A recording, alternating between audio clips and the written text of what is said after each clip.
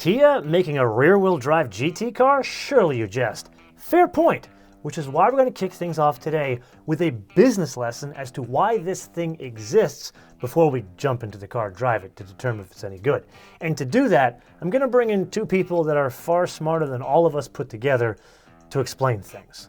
So with that, welcome back, Herr Lutz. Why was GM in trouble and Ford and why were they all in trouble 20 years ago? Second-rate cars. Okay.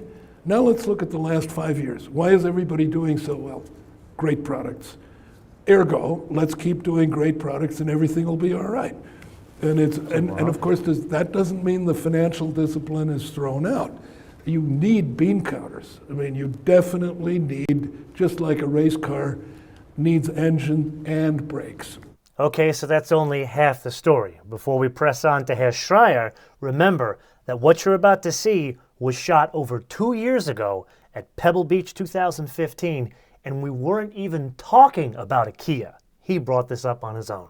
Well, there's still some things left that I want to work on, like what I love to do is something more sporty, something more emotional, not just the volume part of it. Yeah. And I think there's something that we are coming out with it from the Kia side is, we had a show car, it's called the GT. Yes. It's very close to coming. And so Really? this for me is a dream come true. Hopefully that's clarified the very valid question posed at the top of this episode. Now that we got that out of the way, let's do some driving to determine if Peter's dream has indeed come true.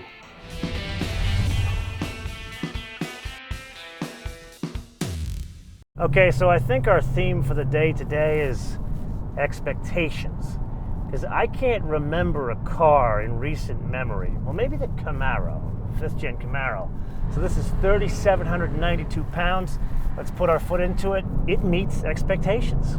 I didn't think it would, but in terms of acceleration, it really does meet expectations. And remember, this is pushing power because it's going to the rear wheels. Okay, we got a nice uphill, long straight here. Let's go into full fat mode, sport mode, put our foot into it. In here, not that it's significantly faster, it's just so much sharper. The throttle mapping has changed, but it's also that the transmission mapping has changed significantly. And this is something that I've noticed with Hyundai and Kia Group cars where they use transmissions that they manufacture. They do a good job matching the shift points you would use. Expectations at least managed, I would say a little bit exceeded. So I did a little digging and found a very interesting nuance. Yes, the GT differentiates itself from the base Stinger with the twin-turbo V6, but there's also Brembo brakes and adjustable dampers. However, there's one other difference, and it's only available on the higher of the two trim levels, the GT2, and that's an old-school mechanical limited slip differential. And I'm scratching my head like, why would they do that? Well, it turns out that this part, unlike the steel and the transmission that Hyundai and Kia make in-house for this car, they farm this one part out. But they farm it out to a very interesting group. They farm it out to the people that make all of the crazy all-wheel drive bits for this car, as well as this car. So I did a little more digging and asked around and found out that as supply increases from GK in England, because effectively this is a hand-built part, the intention is to make the limited slip differential standard on even the base GT1 V6. Now let's stay in sport mode and focus on the most important bit, the reason why they call this a GT, a Gran Turismo. And the first thing you notice is it's a 5-door. I applaud Kia for making the bold decision to go with a 5-door. That presents challenges in development of a vehicle, even if it's Herr Biermann at the helm. You got a big hole back there, you got extra metal, you got extra weight, even if it's lighter high-strength steel. When you come around a turn like this, especially quickly, there's definitely some lean over here, or a little squat in the back. But it's, again, managing expectations, and that's the weight of the choice of packaging. But let's try this again, and the thing you notice also is, remember we talked about in the tech review, 114-inch wheelbase. You feel the length, but once you get comfortable with it, wow, can you exceed expectations? And that's where, like, this one's a fancy one, so this one's got the limited slip differential, and it's set up the most I'd say the best way these things should be set up, because it's two-wheel drive and we can come around a beautiful turn like this. And you know what? Here's the best way to put it. Remember the Oldsmobile Aurora? That car, when GM brought that thing out, there was no badging that said GM or Oldsmobile on it anywhere, for a reason. They even went so far as to creating their own logo for it, because they wanted to trick you to think, hey, don't have some previous idea in your head of what we used to do. This is what we're doing now.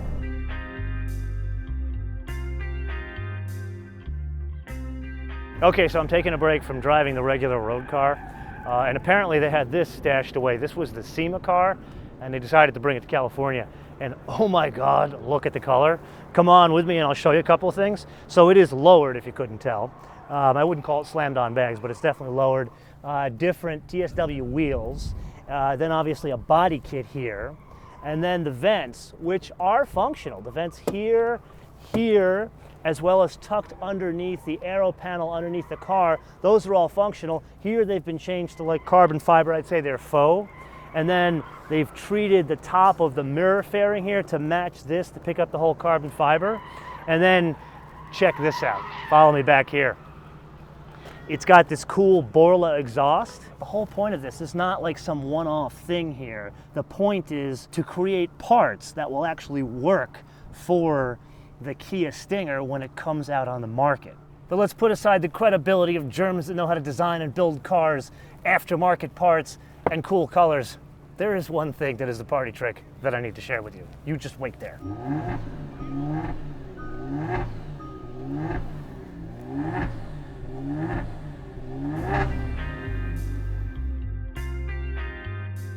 This is where I'd normally say let's switch into comfort mode, talk about a couple of notes. You know what, we're gonna do that still in sport mode.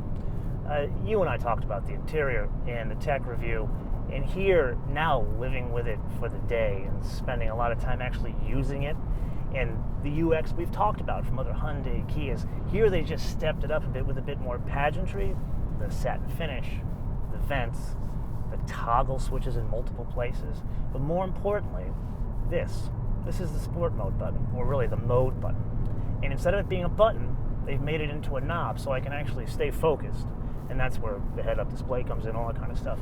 But ultimately stay focused and switch between modes.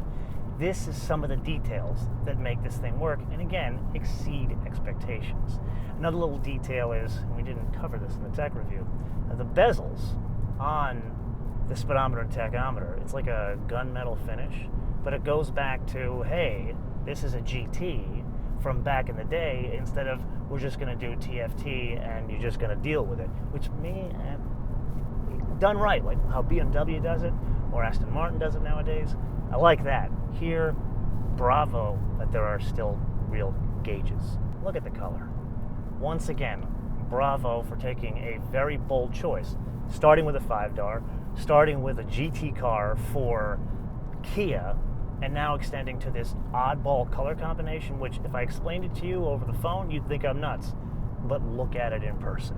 And this, again, exceeding expectations.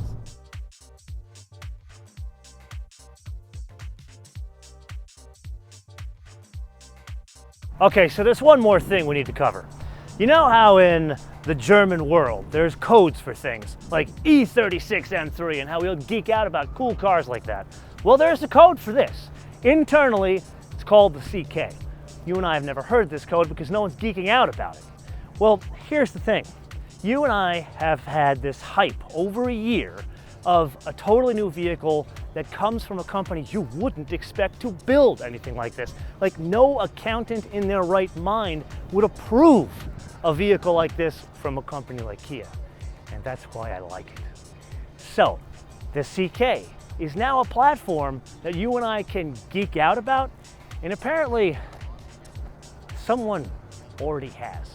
Until I see you next time, bis später.